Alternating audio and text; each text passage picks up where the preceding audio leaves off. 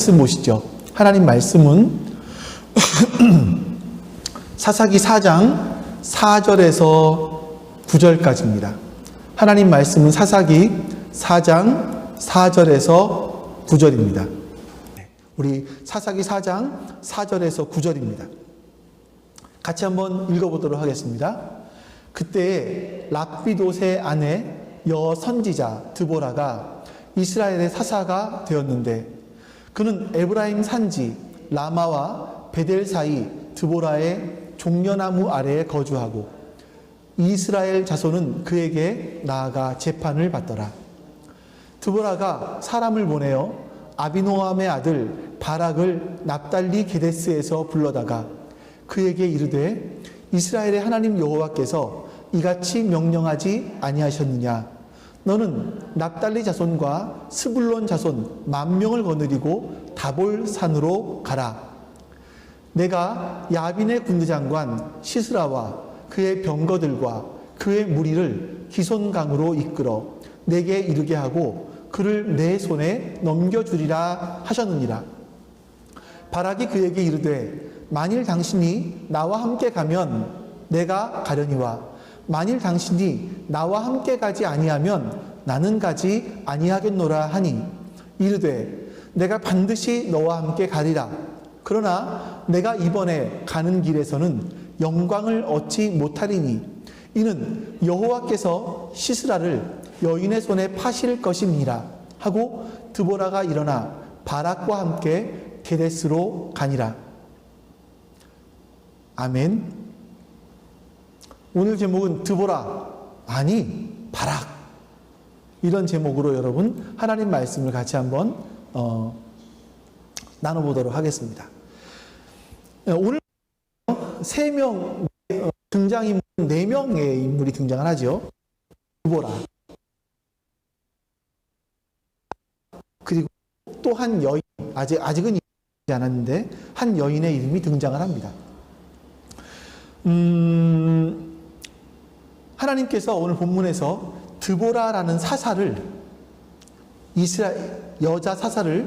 여자를 이스라엘에 세우는 장면이 오늘 본문에 나옵니다. 그리고 그 여자의 명을 듣고 도움을 받아서 도움을 구하는 마마보이 같은 바락이라는 사람도 나옵니다. 바락은 하나님의 명령을 받고 전쟁에 나가서 싸워야 되는 사람인데 이 사람은요, 여자의 치맛자락을 붙들고 당신이 함께 가지 않으면 나는 가지 못합니다. 나는 가지 않겠습니다. 하는 이렇게 엄살을 부리는 그런 사람으로 나오고 있습니다. 그것으로 말미암아 그 장군으로 나간 전쟁의 모든 공로가 자신에게 돌아가는 것이 아니라 한 여인에게 돌아갈 것이다 라고 얘기하죠. 그 여인은 시스라를 죽인 야엘이라는 여인입니다. 여러분, 오늘 말씀의 주인공은 누구 같으세요? 오늘 말씀의 주인공은 사사로 나오는 드보라 같지 않으십니까? 저는 지금까지 생각할 때 이 말씀을 읽을 때 오늘 말씀의 주인은 드보라지 라고 생각을 했어요. 그래서 드보라라는 이름이 굉장히 많습니다. 교회마다 여선교회 그러면 드보라 선교회가 있죠. 여선교회, 드보라 여선교회가 있습니다. 뿐만 아니라 제가 네이버에 잠깐 검색을 해봤더니 여자 관련 드보라가 굉장히 나와요. 드보라 피과 성교회과 드보라 이런 드보라와 관련된 그런 것들이 많이 나오더라고요. 근데 여러분, 제가 재밌는 거 하나 알려드릴게요. 성경에서는 과연 이 말씀의 주인공을 누구라고 보는가예요. 히브리서 11장 같이 한번 읽어보겠습니다. 히브리서 11장 32절 말씀. 네, 자 같이 보죠. 내가 무슨 말을 더하리요? 기드온, 바락, 삼손, 입다, 다윗 및 사무엘과 선지자들의 일을 말하려면 시간이 부족하리로다. 자, 여러분, 여기서 누가 나오죠? 예준이가 답했어요. 바락이라고요. 근데 여러분, 정작 이 말씀의 주인공이었던 드보라, 또 그 적장 시스라를 죽인 야엘 안 나옵니다. 바락이 나온다라는 거예요. 그러니까 저의 궁금증은, 잠깐만요. 저의 궁금증은 바로 여기서부터 시작을 했습니다. 이상하다. 왜 드보라가 주인공인 것 같은데 마마보이 같은 바락이 여기 이 본문의 주인공으로 나올까? 히브리 민족들이 나오는데 믿음의 신들에는 왜 바락이 껴있고 드보라가 껴있지 않을까? 이 궁금증에서부터 시작해서 오늘 말씀이 시작이 되었습니다. 그래서 여러분, 오늘 말씀은 여기를 찾아가는 거예요. 그러니까 되고 여러분들 재미없을 수 있어요. 그래서 이 내용을 풀어가다 보니까 아주 약간은 어렵습니다. 여러분들이 마음과 귀를 굉장히 잘 열고 오늘 말씀을 들으셔야 돼요. 안 그러면 제가 오늘 말씀 진짜 뭐 아니면 도겠다 생각을 했어요. 왜냐하면 이 말씀을 여러분들이 듣다가 중간 되면 조는 분이 나올 수 있겠구나, 아니면 딴 생각을 하는 분이 나올 수 있겠구나, 이런 생각이 많이 들었습니다. 근데 여러분들이 정말 잘 들으면 이게 성경에서 말씀하고 있는 거구나, 이게 우리의 생명이구나 라는 것도 들으실 수 있을 거예요. 그러니까 저는 여러분들이 이 후자가 되길 원해요. 오늘 말씀을 들으시면서 이 교회가 이런 것이구나, 하나님이 이렇게 움직이시는 분이시구나. 제가 이걸 좀 빼고 나갈걸, 빼고 할걸. 정말 하나님은 이런 분이시구나, 교회를 하나님이 이렇게 움직여 가시는구나, 우리가 이렇게 구원받는 거구나, 우리는 성도는 이렇게 살아야 되는 거구나 하는 것들을 여러분들이 아실 수 있을 거예요. 저는 여러분들이 그렇게 되었으면 좋겠습니다. 자, 그러면 여러분들이 그러신다면 아멘 한번 해보시고요. 아멘, 아멘. 네. 다 유튜브도 아멘이셨죠? 네, 여러분들 오늘 말씀 처음 부분을 보시면서 오해하실 수 있을 거예요. 홍 목사가 이렇게 시대착오적인 사람인가? 시대착오적인 생각을 하는 사람인가? 하실 수도 있을 거예요. 근데 끝까지 들어보세요. 정말 엄청난 있습니다. 당시에요, 제 생각이 아니라 당시에는 여성은 인구 계수에 들어가지 않았습니다.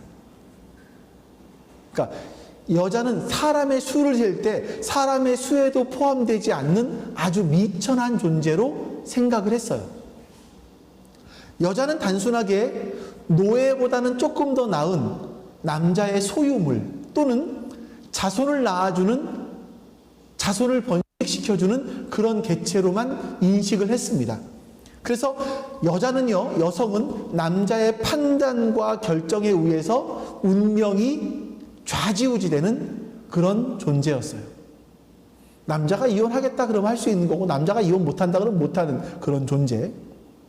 그런데 여러분, 그 수많은 남자들 가운데서 여자 드보라가 사사가 되었습니다. 이건 뭘 말할까요?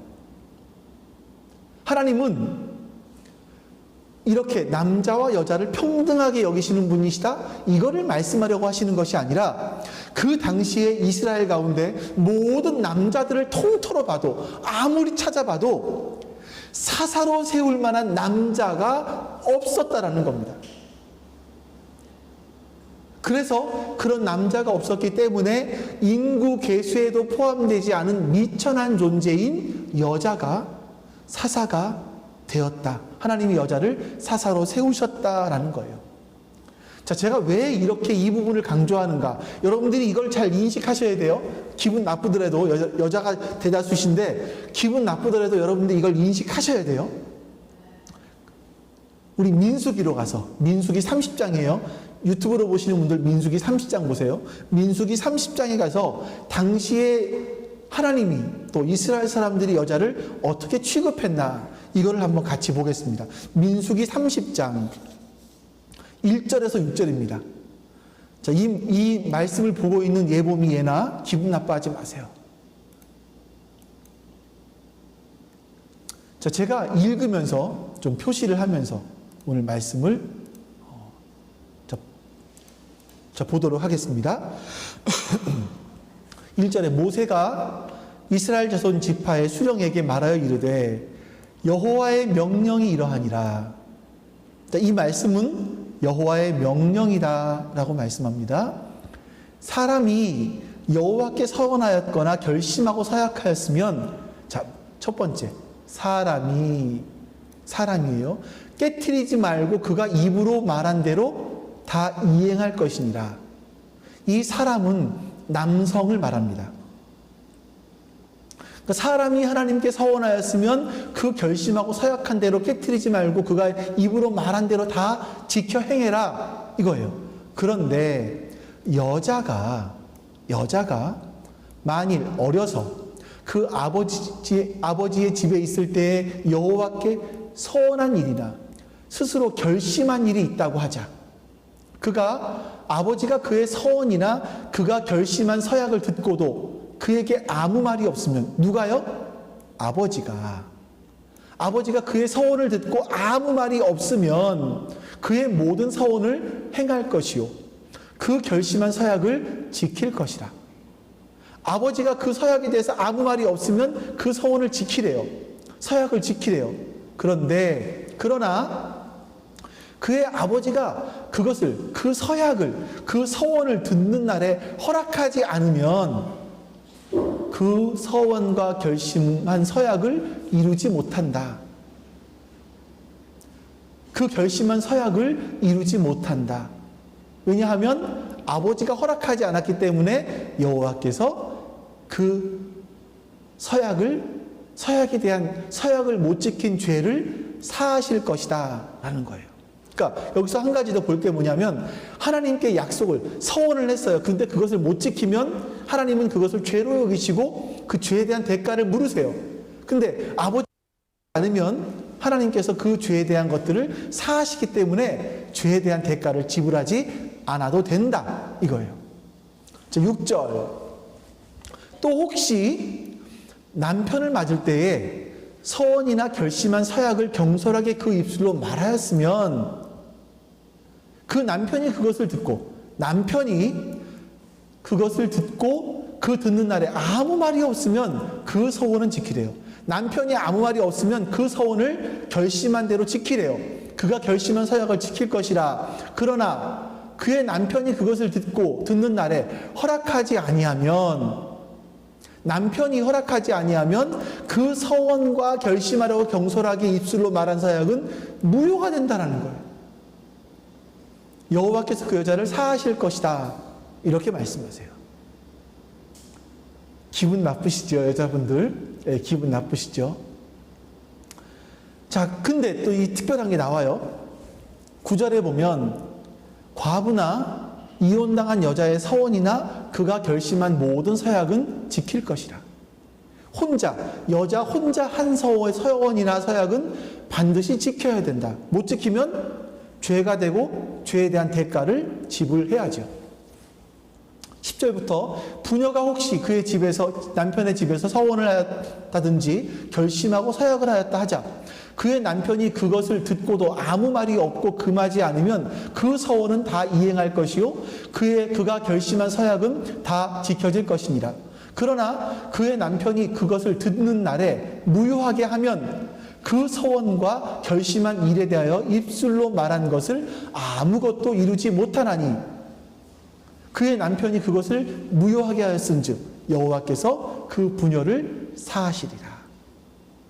마지막 3절부터 봅니다. 모든 서원과 마음을 자제하기로 한 모든 서약은 그의 남편이 그것을 지키게도 할 수 있고 무효하게도 할 수 있으니, 여기는 이 서원에 대해서는, 아내가 한 서원에 대해서는 아내의 의지가 아무 소용이 없어요. 남편이 그걸 지키기도 할 수 있고 무효하게도 할 수 있으니, 그의 남편이 여러 날이 지나도록 말이 없으면 아내의 서원과 스스로 말이 없으면 아내의 서원과 그 스스로 결심한 일을 지키게 하는 것이니, 이는 그가 그것을 들을 때에 그의 아내에게 아무 말도 아니하였습니다. 그러므로 지키게 될 것입니다. 그러나 그의 남편이 들은 지 얼마 후에 그것을 무효하게 하며 그가 아내의 죄를 담당할 것입니다. 남편이 아내의 죄를 담당할 것입니다. 이는 여호와께서 모세에게 명령한 규례이니, 하나님께서 명령한 규례이니 남편이 아내에게 아버지가 자기 집에 있는 어린 딸에 대한 것입니다. 이렇게 읽다 보니까 저도 막 정신이 없습니다. 자, 여러분, 이 말씀을 좀 정리해 볼게요. 말씀은 서원에 대한 겁니다. 그러니까 이 한마디로 얘기했을 때 여자가 여자는 혼자서 서원할 자격이 없다라는 거예요. 아버지나 남편, 즉 남자에 의해서 서원을 해야 된다라는 거죠. 제가 중간중간 다 말씀을 드렸습니다만, 여자가 하나님 앞에서 난 이거 지키겠습니다, 혹은 난 이렇게 살겠습니다, 이렇게 서원했을 때 아버지나 남편이 그 서원은 아내나 또는 딸이 지킬 수 없기 때문에 취소합니다 라고 하면 그 서원은 취소가 되는 거예요. 또 내 아내나 딸의 능력과 의지로서 그 서원을 도저히 지킬 수 없기 때문에 내가 대신하겠습니다 라고 하면 남편이 그 서원을 대신 지킬 수가 있는 겁니다. 남자가 여자의 소원을 가져갈 수도 있는 거죠. 역시 여자의 의견이 반영되지를 않습니다. 자, 구절을 보시면 남자가 개입되지 않은 여자 혼자 한 서원은 여자가 반드시 지켜야 되는데 못 지키면 대가를 지불해야 돼요. 그리고 분명히 1절에는 이것이 하나님의 명령이다 라고 말씀하십니다. 자, 여러분들 엄청 기분 나쁘지 않으세요? 엄청 기분 나쁘시죠? 하나님께서 왜 이렇게 도대체 이렇게 말씀하시는 거야? 하면서 무시하고 넘어갈 수도 있는데, 왜 이렇게 말씀하시는가? 우리 이거를 분명히 아시기 위해서는 남자와 여자와의 관계를 아셔야 돼요. 우리 창세기로 가서 남자와 여자와의 관계를 한번 생각해 보시겠습니다. 창세기 1장과 2장에 보시면 하나님이 인간을 사람을 창조하시는 장면이 나오죠. 근데 그 사람을 창조하시는데 그 사람은 하나님께서 남자를 먼저 창조하십니다. 남자를 먼저 창조하세요. 그리고 남자의 갈빗대를 취해서 여자를 창조하십니다. 여자는 남자에게서 취하여진 자다, 이런 의미가 있어요. 그런 뜻이에요. 그러니까 하와라는 뜻이 뭐냐면 생명이거든요. 생명. 그 의미가 뭐냐면 남자로부터 생명을 받은 자라는 뜻이에요. 하와라는 이름은요. 그리고 그 남자와 여자는요, 생명을 준 자와 생명을 받은 자 간에 연합을 해서 한 몸을 이루었을 때야 비로소 하나님께서 인정하시는 존재인 사람이 되는 거예요. 사람. 하나님의 형상을 입은 사람이 되는 겁니다. 그러니까 여러분, 여자는요, 남자에게서 창조가 되었고, 여자와 남자가 연합이 돼서 한 몸이 되었을 때 비로소 사람이라는 거예요. 혼자로는 미완성의 존재라는 겁니다. 자, 여러분, 다시 한번 말씀드립니다. 누가 한번 들어왔다가 기분 나빠 나가셨나 봐요? 유튜브는 4분 됐다가 한 분이 빠지셨어요. 여기까지 들으시고 굉장히 기분 나쁘실 거예요. 근데 지금부터 여러분 귀를 막으시면 안 돼요. 제가 이렇게까지 말씀을 드리고 아까 서두에 말씀드렸죠. 굉장한 반전이 있다고 말씀을 드렸죠. 여러분, 이 말씀을 끝까지 들으셔야 합니다. 이 말씀 속에서 하나님의 놀라운 교회를 향하신 은혜가 있거든요. 자, 정리를 해보겠습니다. 다시 정리를 해보겠습니다. 여러분들의 반응을 보면서 제가 시급했어요. 유튜브에서 한 분 빠져나간 걸 보면서 시급했어요. 누가 나가신 거지? 하면서 시급했습니다. 자, 유튜브에 계신 분들 한번 말씀 좀 해주셨으면 좋겠어요. 정리를 해보면 삼위 하나님의 형상대로 처음 만든 자이고요. 그 남자 안에서 여자가 창조되어서 생명을 얻었습니다. 그리고 이 둘이 연합을 해야 비로소 하나님께서 존재로 인정하시는 하나님의 사람이 됩니다. 하나님의 백성, 사람이 되는 거예요. 다시 말해서 하나님께서 하나님의 형상으로 세우신 남자, 그 신랑에 의해서 여자, 신부가 창조되었고 그 둘이 혼인을 내서 연합했을 때 하나님의 백성이 되는 겁니다. 제가 여러분 이야기를 어디로 자꾸 끌고 가는지 아시겠어요? 예? 어디로 끌고 가는지 아시겠습니까? 이게 하나님의 뜻이라는 거예요. 신랑인 남자와 신부인 여자가 만나서 결혼을 해야 비로소 하나님의 형상으로 지어진 사람이 된다. 이거예요, 이거. 여러분, 여기까지 들으시면서 여러분 뭔가 좀 오버랩 되는 게 있지 않으십니까? 하나님은 왜 이렇게 지금 시대에는 너무나 성차별적인 것들을 해놓으시는가? 이건 뭘 설명하시려고 하시는 건가? 좀 오버랩 되지 않으세요? 정말 센스 있는 분들은 이게 떠오르실 거예요. 혹시 떠오르신 분이 있으시면 손 한번 들어보시겠어요? 없으세요? 이건 뭐냐면 바로 교회인 우리와 어린 양이신 예수님의, 신랑이신 예수님의 관계를 은유적인 그림으로 우리에게 보여주고 있는 겁니다. 우리가 어떻게 구원받을 수 있는 자인지를 바로 이렇게 우리에게 보여주고 있는 거죠. 우리 안에 진실로 이렇게 어린 양이신 신랑이신 예수님과 신부인 우리가 연합되었을 때 비로소 우리는 온전한 사람이 되고, 창세기 1장 27절 이후에 가보면 그 사람에게 하나님은 세상을 정복하고 다스리고 번성하라고 말씀하시는 겁니다. 그게 우리가 이 땅에서 해야 될 일이라는 거예요.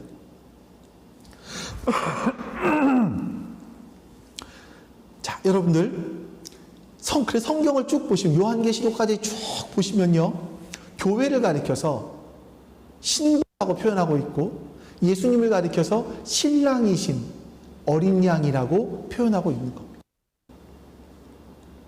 근데 이 땅에 여러분 조금 더 살펴보죠. 다른 각도에서 여러분 좀 말씀을 드려볼게요. 고대 시대 때예요. 고대 시대 때의 남자는 생명을 주는 자라는 의미가 있었습니다. 사람들은 인식할 때 남자는 생명을 주는 자, 이렇게 사람들이 생각을 했어요. 이게 이제 이런 거죠, 여러분. 왜 그렇게 생각을 했냐면 남자가 여자에게 생명의 씨를 주고 여자는 생명을 탄생시키잖아요. 출생하잖아요. 그래서 어떤 이런 생물학적인 메커니즘을 가지고 이렇게 생각을 했던 것 같습니다. 그런데 여러분, 이 땅에 진짜 생명을 줄 수 있는 남자가 있느냐라는 거예요. 이 땅에 진짜 생명, 영원한 생명을 줄 수 있는 남자가 과연 존재하는가라는 겁니다. 없습니다. 이 땅에 생명을 주는 남자들은 진실한 생명, 영원한 생명을 줄 수 있는 남자는 없습니다. 남자로부터 생명을 받아야 하와가 돼요. 생명이 되는 거예요. 근데 진실한 영원한 생명을 줄 수 있는 남자는 세상에 없습니다. 세상에 진짜 남자, 영원한 생명을 줄 수 있는 남자가 없어요. 그래서 남자가 없는 영원한 생명을 얻을 수 있는 사람들이 없다라는 겁니다. 그러니까 조금 전에 읽었던 민수기서로 본다면 하나님께서 이 세상에서 상대할 수 있는 남자는 아무도 없다라는 거예요. 그래서 하나님께서는 한 남자를 세상에 보내십니다. 자, 그게 누굴까? 하나님이 인정하시는 한 남자를 세상에 보내시는데 그게 누군지 마태복음 3장을 같이 보겠습니다. 자, 시작. 예수께서 세례를 받으시고 곧 물에서 올라오실새 하늘이 열리고 하나님의 성령이 비둘기같이 내려 자기 위에 임하심을 보시더니 하늘로부터 소리가 있어 말씀하시되 이는 내 사랑하는 아들이요 내 기뻐하는 자라 하시니라. 아멘.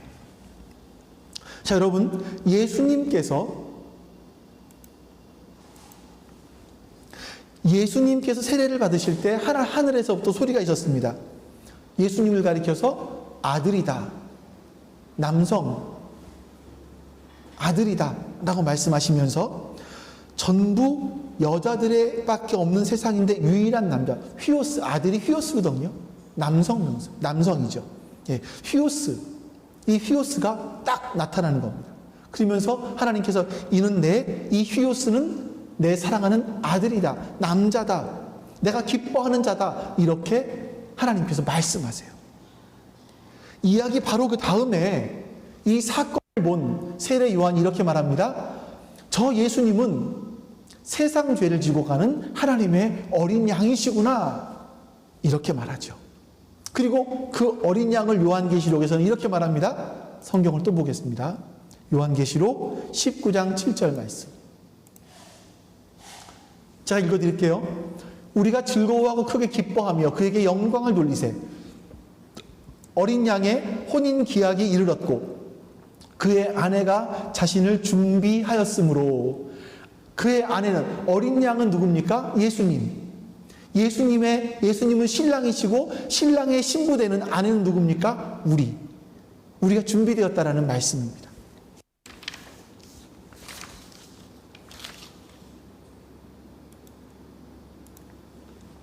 자, 여러분, 그러니까 하나님의 어린 양이신 예수 그리스도가 하나님이 인정하시는 유일한 아들, 휘오스, 남자이고, 하나님의 신부인 교회는 신랑이신 어린 양으로부터 하와 생명을 받아야 하는, 그래야 비로소 생명을 받아야 비로소 하늘의 존재가 되는, 사람이 될 수 있는, 하나님이 인정하시는 하나님의 생명을 받은 사람이 될 수 있다는 거예요.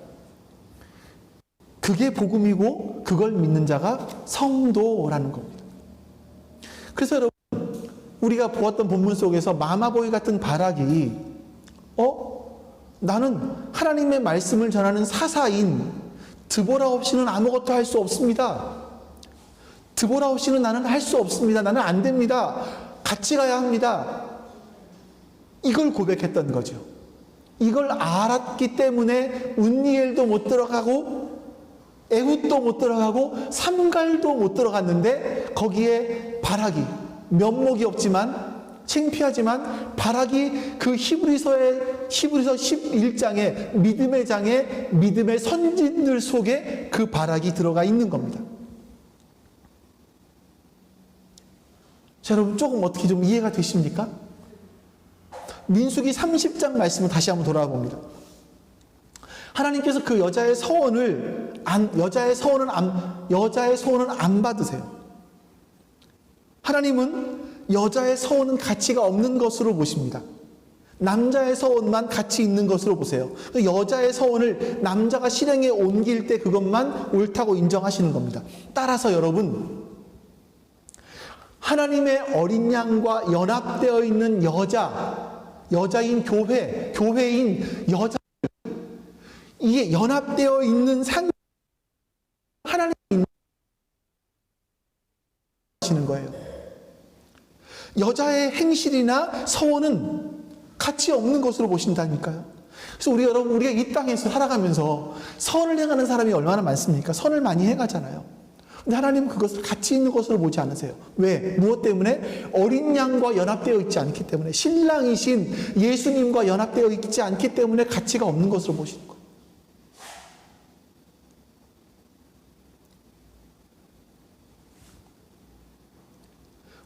우리가 하나님과 예수님과 하나님이 보내신 남자에 의존할 때 비로소 우리는 하늘의 존재가 될 수 있고요. 우리가 예수님께 의존되어야 비로소 하늘의 존재가 된다라고 믿는 그 사람이 바로 성도라는, 성도.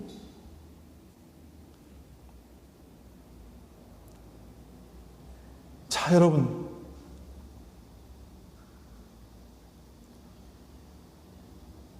처음에 아까 보니까 유튜브에 한 분이 들어왔었어요.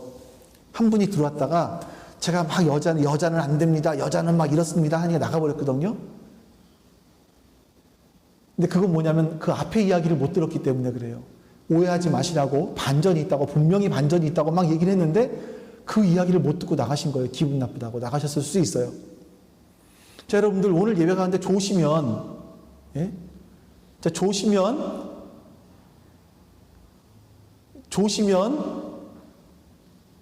다시요. 조시면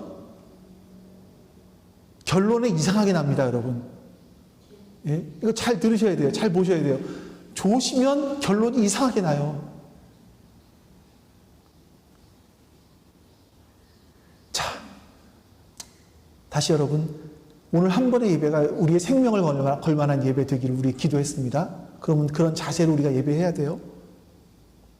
선악과를 따먹은 인간은, 여러분, 선악과를 따먹은 인간은요, 저마다 남자가 되려고 해요. 생명을 줄 수 있다고 믿어요. 내가 스스로 살 수 있다고 믿어요. 자신이 남자라고 믿어요. 다 남자 흉내를 내려고 하는 거예요. 이거가 죄지요. 성경에서 그런 상태의 사람들을 가리켜서 육체라고 얘기합니다. 육체. 우리 창세기 6장으로 한번 가보죠. 창세기 6장 3절부터 7절까지 말씀. 창세기 6장 3절부터 7절. 여러분들 유튜브로 보시는 분들 성경 찾아보세요. 창세기 6장 3절부터 7절입니다. 같이 한번 보겠습니다. 여호와께서 이르시되 나의 영이 영원히 사람과 함께하지 아니하리니. 하나님이 기분이 무척 나쁘시대요. 하나님의 영이 영원히 사람과 함께하지 않으시겠대요. 왜냐하면 그들이 육신이 되었기 때문이다.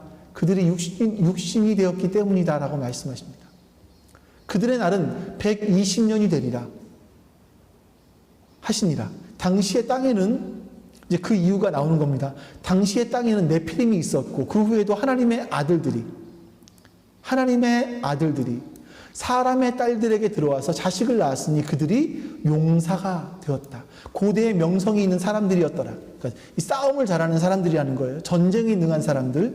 여호와께서 사람의 죄악이 세상에 가득함과 그의 마음으로 생각하는 모든 계획이 항상 악할 뿐임을 보시고, 이게 하나님을 의존하지 않고 사람 스스로가 살 수 있다. 내가 전쟁에서 저들을 물리치고 그 위에 올라설 수 있다. 내가 생명을 줄 수 있다. 이런 악한 것뿐임을 보시고 땅 위에 사람 지으셨음을 한탄하십니다. 그리고 마음에 근심하시고 이르시되 내가 창조한 사람을 내가 지면에서 쓸어버리되 사람으로부터 가축과 기는 것과 공중의 새까지 그리하리니 이는 내가 그것들을 지었음을 한탄함이니라 하시니라. 하나님께서 무엇 때문에 그렇게 화가 나셨습니까? 그래서 인간의 땅을 홍수로 쓸어버린다고 하십니까? 하나님 앞에서 절대 의존적으로 살아가야 될 여자이어야 되는데, 여자로 살아가야 되는데 하나님 앞에서 남자 흉내, 용사 흉내를 내는 거예요. 용사 흉내. 하나님은 그것을 참지 못하시겠다고 하는 겁니다. 하나님은 드보라 사사의 이야기를 통해서 바로 인간의 생명을 줄 수 있다고, 내가 노력하면 살 수 있다고, 그렇게 남자 흉내 내고 있는 그 인간 세상을 부수고 계신 거예요. 그래서 우리가 공부하고 있는 이 말씀에는요, 여자 사사 드보라에서 시작해서 여자 용사 야엘로 끝이 나는 겁니다. 우리가 공부하는 이 말씀 속엔 그렇게 되어 있는 거죠. 교회는요 하나님 절대 의존적인 존재 여자이어야만 하는 겁니다. 그럴 때 내가 이렇게 약할 때 하나님의 강함이 거기서 나타나게 되는 거예요. 성경에서 일관되게 말씀하고 있는 것이 그겁니다.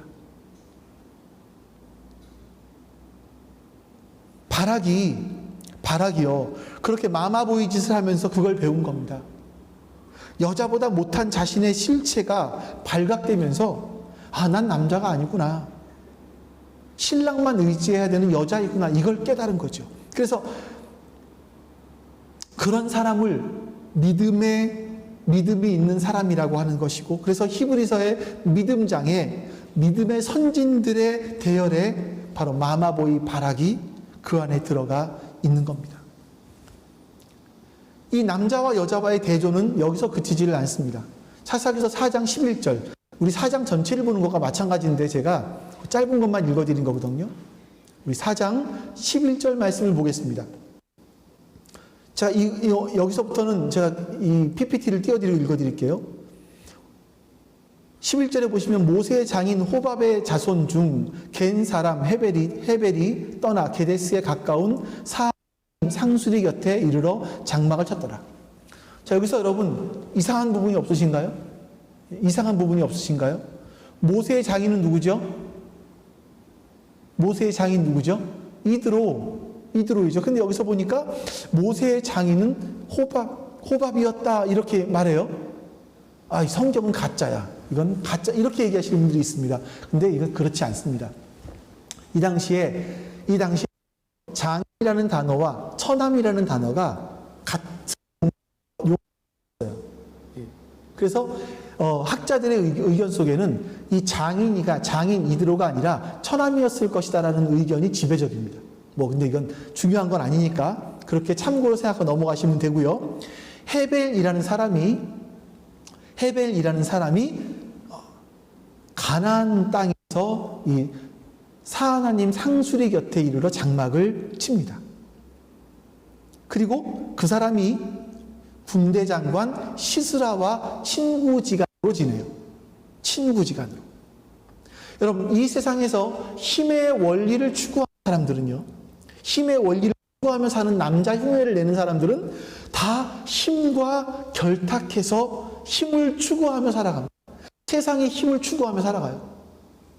돈이 힘이라고 생각하면 돈을 추구하고, 권력의 힘이라고 생각하면 권력을 추구하며 살아갑니다. 그래서 여러분, 가나안 사람도 아닌 사람이 가나안의 힘을 가진 사람과 친구가 되어서 언제든지 집을 마음대로 드나들 수 있는 그런 존재가 되는 겁니다. 자, 그런데 여러분, 하나님의 뜻에 순종하는 여자는 달라요. 여자. 우리 오늘 본문 사사기서 4장 17, 18절 말씀 보겠습니다. 자, 시스라가 걸어서 도망합니다. 전쟁에 좀 패해서 도망하는 거죠. 도망하여 겐 사람 헤벨의 아내 야엘의 장막에 이르렀으니 이는 하솔 왕 야빈과 겐 사람 헤벨의 집 사이에는 화평이 있습니다. 야엘이 나아가 시스라를 영접하며 그에게 말하되 나의 주여 들어오소서, 내게로 들어오시고 두려워하지 마소서 하매 그가 그 장막에 들어가서 야엘이 이불로 그를 덮으니라. 야엘은요, 헤벨과 부부관계입니다. 시스라가 야엘의 집까지 도망을 쳤어요. 야엘은 시스라를 집에 들이고 안심을 시키고 이불을 덮어서 편안히 쉬게 합니다. 19절 20절 시스라가 그에게 이르되 청하노니 내게 물을 조금 마시게 하라. 내가 목이 마르다 하매 우유부대를 열어 그에게 마시게 하고 그를 덮으니 그가 또 이르되 장막문에 섰다가 만일 사람이 와서 내게 묻기를 여기 어떤 사람이 있느냐 하거든 너는 없다 하라 하고. 시스라 역시 여인에게 숨어서 여기 어떤 사람, 남성이에요. 남성을 가리킵니다. 어떤 남성이 있느냐라고 사람들이 물으면 여기 어떤 남성은 없다라고 이야기하라는 거예요. 시스라 역시 나는 진짜 남자가 아니다라는 것을 보여주고 있는 거죠. 21절 그가 깊이 잠드니, 자, 우리 애들 자는 거죠? 이봄이나 자는 거죠? 예, 자야 될 것 같아. 귀 좀 막아주세요. 헤벨의 아내 야엘이 장막 말뚝을 가지고 손에 방망이를 들고 그에게로 가만히 가서 말뚝을 그의 관자놀이에 박음에 말뚝이 꿰뚫고 땅에 박히니 그가 기절하여 죽으니라. 자, 야엘은요, 시스라를 안심시키고 그의 관자놀이에 말뚝을 박습니다. 야엘이 자신의 평안과 가족의 화평을 생각했다면 이렇게 할 수 없습니다. 왜 그렇겠습니까? 시스라가 그렇게 죽으면 안 되거든요. 왜냐하면 그 전쟁은 아직 결판이 안 났어요. 누가 이길지 몰라요. 만약에 가나안 사람들이 이겼으면 야헬의 집안은 멸족입니다.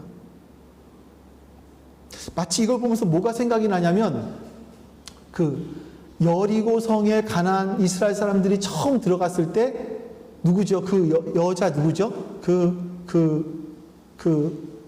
정탐꾼을 살려준 사람 누구죠? 정탐꾼 살려준 그 여자 누구죠? 라합. 네. 라합과 같은 모습으로 생각되지 않으십니까? 만약에 지면 큰 손해를 입는 겁니다. 이 사건 이후에 남편 헤벨과 야엘 사이가 어떻게 되었을지 모르겠어요. 사실은 성경에 기록되어 있지 않으니까. 아마 이전처럼 그렇게 동일하게 평안하지는 않았을 겁니다. 근데 여러분 기억하십시오. 하나님의 역사는 이렇게 하나님의 여자들을 중심으로 움직여 간다는 겁니다.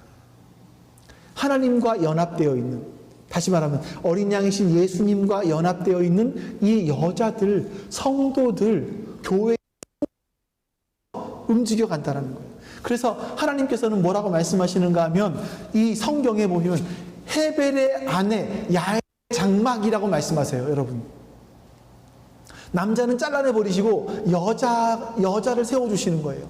하나님은 여자 야엘의 이름으로 그 집의 문패를 걸어주시는 거죠. 성도는요, 그렇게 이 땅에서 하나님 절대 의존적인 존재로 살아야 돼요. 성도는 이 땅에서 마치 여자가 남자를, 지금은 독립적으로 살아갈 수 있습니다만, 네? 그 당시 구약시대 때는 남자 의존적으로 살아야 됐거든요.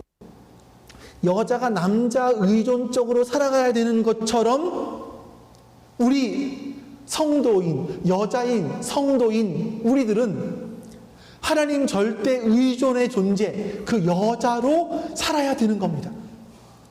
남자이신 예수님을 오롯이 의지하면서 순종하면서 여자로 살아야 되는 거예요. 그런데 우리 옛 자아가 그 여자의 삶을 너무나 싫어하기 때문에, 그리고 스스로 생명을 줄 수 있다고, 내가 스스로 살 수 있다고, 나는 돈을 벌면 살 수 있고, 나는 권력을 가지면 살 수 있고, 내가 열심히 노력하면 살 수 있다고 남자 흉내를 내면서 살아가는 거예요. 아담이 그러는 바람에 그 밑에 있는 모든 남자들이 다 남자 흉내를 내며 살아갑니다. 지금 보시면 생물학적으로 구속사가 아니라 생물학적으로 남자나 여자나 모두가 다 난 스스로 살 수 있어, 내가 노력하면 살 수 있어, 남자 흉내내며 살고 있지 않습니까? 우리의 싸움이 뭐냐면 내 안에서 남자 흉내를 내려고 하는 나의 옛 자아와 싸우는 거예요. 우리의 싸움은 여기 있는 거예요, 여러분. 우리의 싸움은 여기 있는 거예요. 광화문에 지금 태극기를 들고 거기서 정권이 무너져야 우리가 산다, 그래야 사는 게 아니에요. 우리가 사는 것은, 우리가 살 수 있는 것은, 우리가 고백했잖아요. 처음에 고백한 찬송이 뭐죠? 두 번째 찬송 뭐였었죠? 사모님, 우리가 두 번째 부른 찬송이 뭐였죠? 제목이, 가사가 뭐죠? 세상. 금은으로도 살 수가 없어요. 예수님으로만 살 수 있어요, 우리는요. 세상으로 살 수도 없고 예수님으로만 살 수 있는 게 우리들이에요. 이걸 고백해야 된다는 거예요. 우리가 실수하는 게 이거예요. 용담대교 지나가면서 용에 뿔 잘라야 되는 게 우리의 싸움이 아니에요. 옛날에 보니까 어떤 젊은 누구라고, 어느 단체라고 얘기는 안 하겠습니다만, 그 단체의 젊은 청년들이 강남에 있는 한 절, 그 유명한 비읍으로 시작하는 그 절에 들어가서 그 대웅전에 가서 무릎 꿇고 예배 드리고 기도하고 그 앞에 땅밟기를 했어요. 땅밟기. 하나님, 이 악한 영들이 있는 이 땅을 하나님의 땅으로 바꿔주시옵소서. 하나님께 봉헌하오니 하나님의 땅으로 바꿔주시옵소서. 이렇게 했단 말이에요. 그래서 불교계에서 한때 도대체 기독교인들이 말하는 땅밟기가 뭐냐, 발칵 뒤집혔어요. 근데 이게 왜 이런 일을 하는가 하면, 여러분, 신명기나 여호수아에 나와 있는 하나님께서 말씀하신 네가 밟는 땅을 내가 너에게 줄 것이다라는 이 말씀을 오해한 거예요. 오해. 하나님께서 주시마 약속하신 땅은 어디입니까? 가나안 땅이잖아요. 가나안 땅은 이스라엘 사람들이 열심히 노력해서 땅을 밟아서 얻은 땅입니까? 아니면 하나님이 주신 땅을 이스라엘 사람들이 그냥 지나간 겁니까? 후자지요. 하나님이 주신 땅을 이스라엘 사람들이 밟으며 지나가면 내 땅이 되는 거예요. 하나님이 주시마 약속하셨고 하나님이 싸우신 싸움이에요. 그거를 이스라엘 사람들은 취하기만 하면 되었다라는 겁니다. 근데 여러분, 땅 밟기, 이게 뭐냐면 마치 우리나라의 그 무속신앙 중에서 지신 밟기라는 게 있죠. 지신 밟기. 지신 밟기라는 게 뭐냐면요, 각 집을 사람들이 돌아다니면서 땅을 밟는 거예요. 땅의 신, 지신, 이 지신을 밟으면서 앞귀를 눌러버리거나 아니면 지신을 달래주거나 한다는 의미가 그 안에 있습니다. 그래서 그 집안에 한 해 동안 평안이 깃들기를 바라는 그런 거. 그것을 오해하는 거죠. 그래서 우리 여러분, 제가 말씀드렸죠. 우리의 싸움은 광화문에 가서 태극기 들고 정권을 물리쳐야 얻게 되는 평안, 그래야 살 수 있는 것이 아니고요. 내 가족 가운데 하나님 말씀을 무지하게 안 듣는 사람과 싸워야 되는 것도 아니고요. 내 직장 동료와 싸워야 되는 것도 아니고요. 우리의 싸움은 누구인가 하면 나예요. 나 자신. 내가 남자 흉내를 내려고, 내가 노력하면 살 수 있어. 내가 열심히 하면 살 수 있어. 그 남자 흉내를 내는 우리는 어디로 가야 되냐? 하나님에게 주시지 않. 내가 열심히 노력하지만, 내가 직장에서 이렇게 열심히 노력하지만, 열심히 일하지만 하나님이 나에게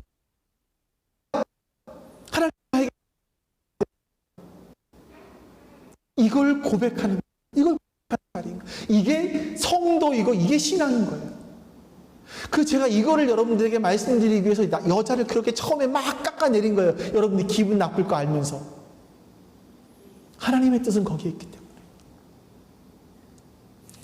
하나님의 전쟁은 남자 흉내를 내는 나를 부수는 겁니다.